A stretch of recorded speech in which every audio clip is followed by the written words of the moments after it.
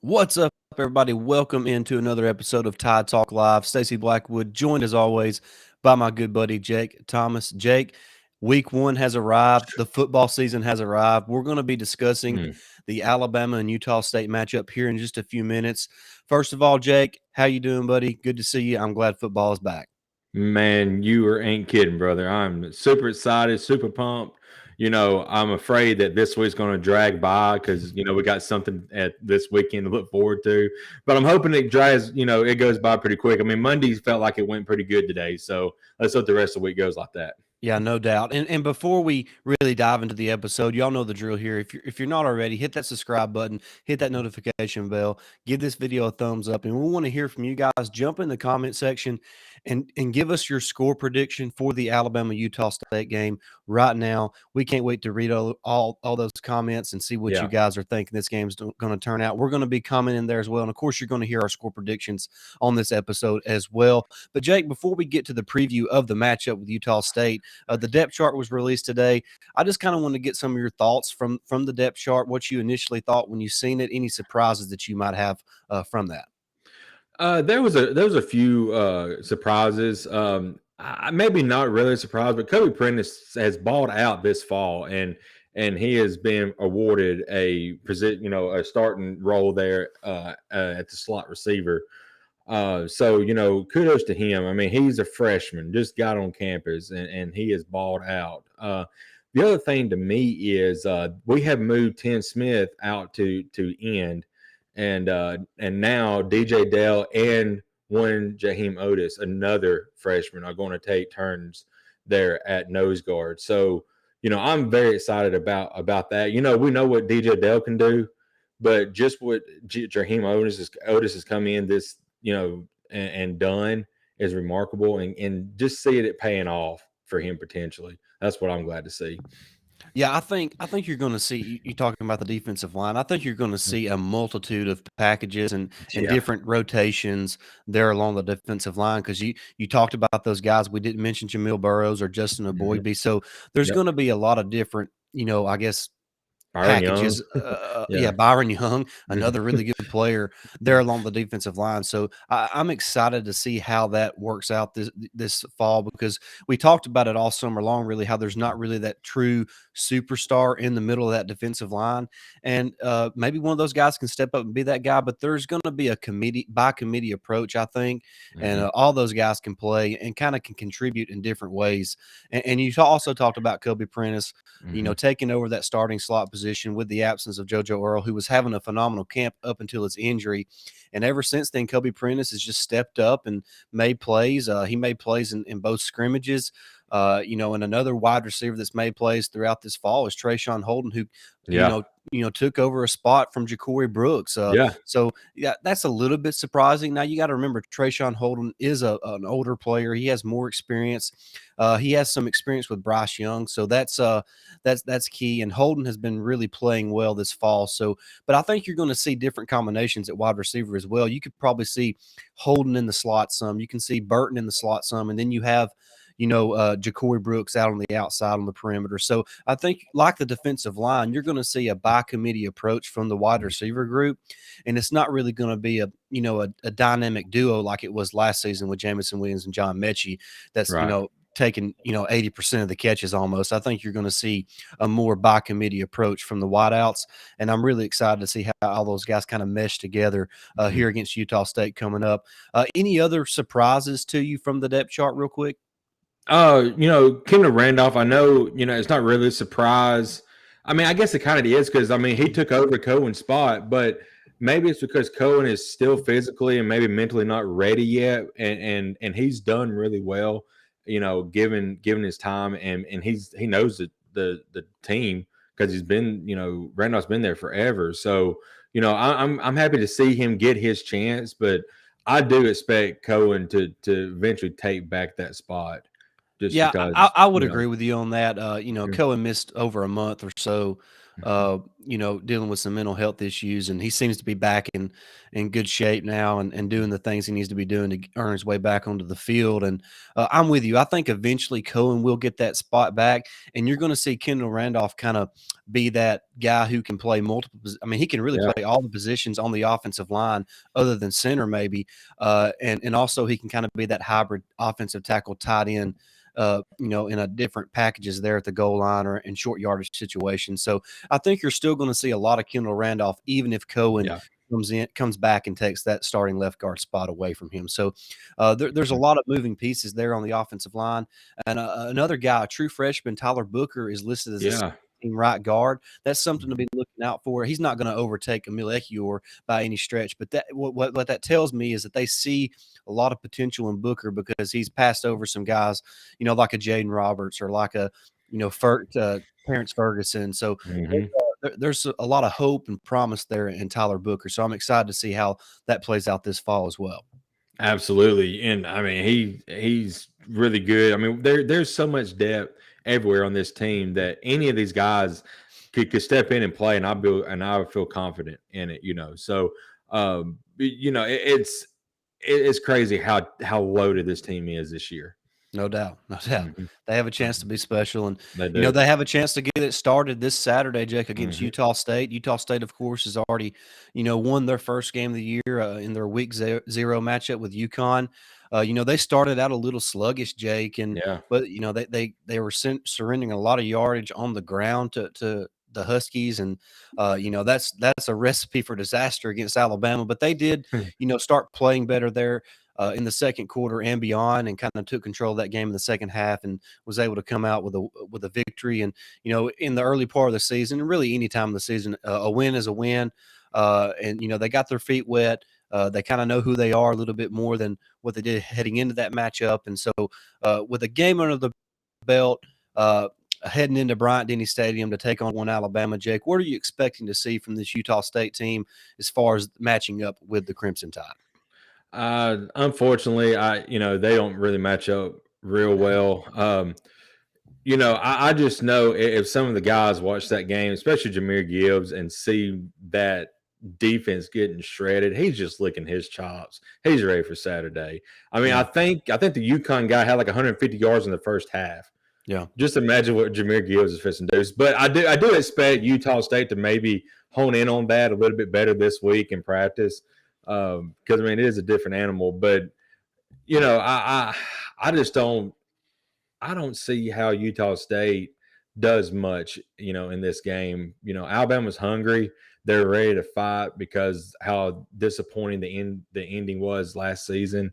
So, they've got their mission, and they've got, and that's all they're looking forward to. So they got to just go out and play ball, and Utah State honestly is just a good warm up for next week's game.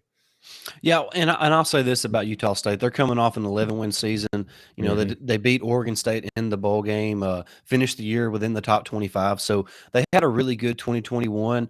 And surprisingly enough, that was Blake Anderson's first year there with Utah State, coming over from Arkansas State. And during the COVID year, Utah State went 1-5, and then they turn around and go 11-3 in Anderson's first season. And they returned 8 starters on offense, Jake, which ranked, I think, 22nd in the country last year in total Hmm. offense and points per game. So they have a lot of experience on offense, and they have a lot of playmakers on the offensive side of the ball. But Jake, their playmakers are a lot different than what Alabama's going to be suiting up. Of course, they have a wide receiver. Former Alabama player Xavier Williams is a receiver for the Yeah. Aggies now. He didn't record any stats against UConn, so I'm not sure where he sits on their depth chart. There at Utah State, but there is some familiarity there with Yeah. Xavier Williams there. So that'll be interesting to see if he gets some playing time against some of his former teammates there in the Alabama defensive backfield. But Logan Bonner, their quarterback, is an experienced guy. He played a lot of football at Arkansas State before transferring to Utah State. Mhm. He had a really good season last year. I think he broke the school record for yards and touchdown passes for the Aggies. So he's a guy who can make plays for their offense. He's really comfortable in the system with Blake Anderson. So they have a dangerous offense, for the personnel they have. But as far as how they match up with Alabama, Jake, it's going to be tough. Will Anderson, Mhm. Dallas Turner, the defensive lineman we talked about just a little bit ago are going to be in the backfield all day long. I feel like I'm not sure how they consistently move the ball against Alabama in this matchup. It's just too much talent for Alabama. And, that defense, Alabama's defense has returned a lot of studs, Jake. And we've Right. talked about that all summer long. Will Anderson, Henry To'oTo'o, Jordan Battle, Dallas Turner, DJ Dale, Brian Branch, DeMarco Helms. There's just so many guys that are back from a defense that was really good last year, and they're hungry to be even better this year after the way Mhm. the season ended against Georgia in the national championship game. So Utah State, like you said, they get a tough draw here. Traveling to Bryant-Denny Stadium. Fortunately for both teams, it's going to be a night game, so it's going to be a little cooler than Yeah. what Alabama will have to do the next week when they go to Texas and play in about 1,000,000-degree heat at 11 o'clock in the morning. But we'll talk about that next week. But Yeah. I'm not sure as far as what Utah State does offensively. It's really similar to teams like Mississippi State, where they kind of Mhm. spread you out and try to throw short to intermediate routes. They're really not going to try to beat you over the top a lot. So they're really, nickeling and diming you down the field. And we've seen what Alabama's done against teams like Mississippi State the last couple of years under Yeah. Mike Leach, just shutting them out. So I'm really expecting much of the same. Not that Utah State is not capable or don't have good players. They just do not match up well with this Alabama team when their offense is on the field. Yeah, absolutely. And like you mentioned, Utah State has some great players for their system and for the conference they're in. They're going to be really, really good in their conference. But Yeah. up against Alabama and up against SEC, it's just not going to work out well. I think Blake Anderson was like maybe an offensive coach back when we played when he was there at Arkansas No, he State. was the head coach. He was the He head was the head coach. coach and was like 56-7 or something like that in Yeah. that game. So he's seen Alabama before. Yeah. But I just don't know if he's got any new things up his sleeve that he can do to change. I do expect them to like probably try to get it off as soon as it's snapped. Try to find somebody cutting real quick and get out of the quarterback's hands because he ain't gonna have no time to throw if he's set back in the pocket. Yeah, they're going to try to nickel and dime, and they're going to play, Mhm. tempo. They're going to get Mhm. as many snaps off, as quickly as they possibly can. So it's important for Alabama to play well defensively on early downs to kind of Mhm. put them in them long distance situations. So I expect the Alabama defense to play well in this game. First game of the year at home. At night. So I expect the defense to be full of energy and really kind of carrying the team to start this game. And then you look at what Alabama does offensively against Utah State's defense. Jake, you talked about the rushing attack that UConn had. They Mhm. rushed for about 265 yards, I believe, in the game against Utah God. State, averaged about 6.3 yards per carry. So it was a Mhm. rough day for the Aggies defense when it comes to the stopping the rushing attack.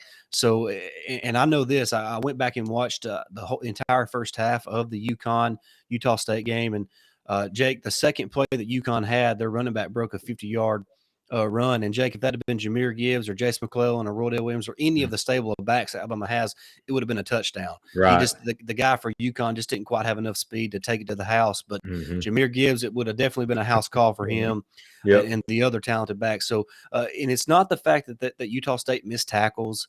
It's not the fact that they, wasn't coached well, Jake. They were getting blown off the ball. Their defensive line was they were just had lanes the size of Texas Yeah. to run through, and UConn's running backs were not getting touched, so they were already at the second and third levels of the defense. So Mhm. that is a recipe for disaster when you're playing Alabama because Alabama, even though they have the reigning Heisman Trophy winner and Bryce Young at quarterback, we're really a pass first team. But Jake, if we even see a glimmer of hope in the rushing attack, we're going to feed them backs that we have. And Alabama has a stable of backs right now. When you Mhm. think about Gibbs and McClellan and Rodale Williams, Trey Sanders, the freshman Jamarian Miller is a guy who might see some playing time, early in the year in some mop up duty possibly. So I really feel like Alabama has a chance to make a lot of explosive plays in the rushing game. And the Mhm. fact that Alabama has added Jameer Gibbs from the transfer portal Oh just really man. enhances that because that's who he is. He's a home run hitter, Mhm. and he's going to be making a lot of big plays for Alabama. Absolutely. It's not like, we didn't really need Jameer Gibbs, but we went and got him because, Jace McClellan, Roydell Williams, Trey Sanders, I feel great about them guys. And you got to think Roydell and Jace are both now coming off of ACL injuries. They're hungry for the ball. So, when they finally get their first touches, they are going to, they're going to go hard. But like you said, Jameer Gibbs is like the cherry on top for this offense now. It just gives us a whole new added level of what we can do offensively now. I love Brian Robinson. We talked about it before, but Jameer Gibbs in the passing attack is going to be really beneficial, especially if they come with 5 or 6 guys later on in the season, and our offensive line steps up and he can get out. He's not having to set and block. If our offensive line gels, he's just going to be much more daily out on the outside on our passing attack.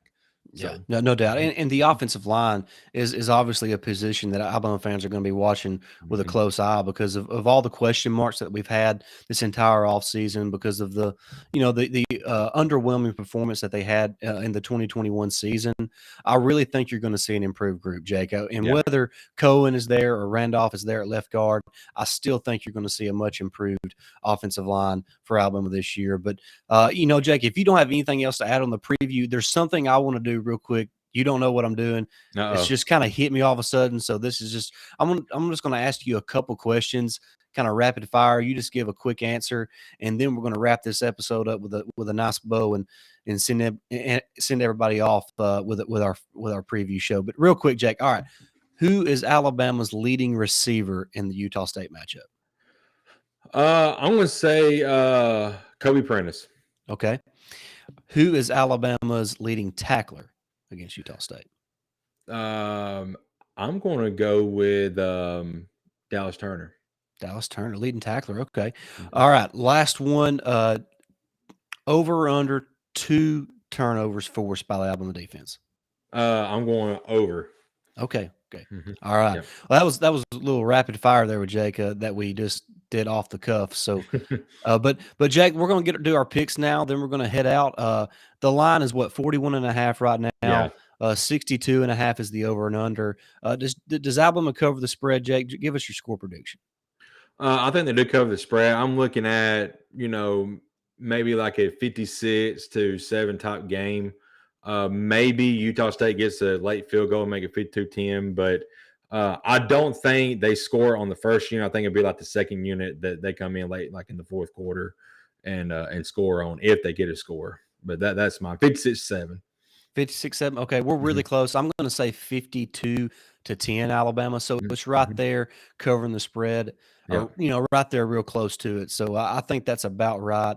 And I think the 62 is about right as well. So I'm I going do too. 52-10 Alabama. Mhm. Big win, big win to start the season before heading to Austin to face the Texas Longhorns. But that's going to wrap up our Alabama Utah State preview.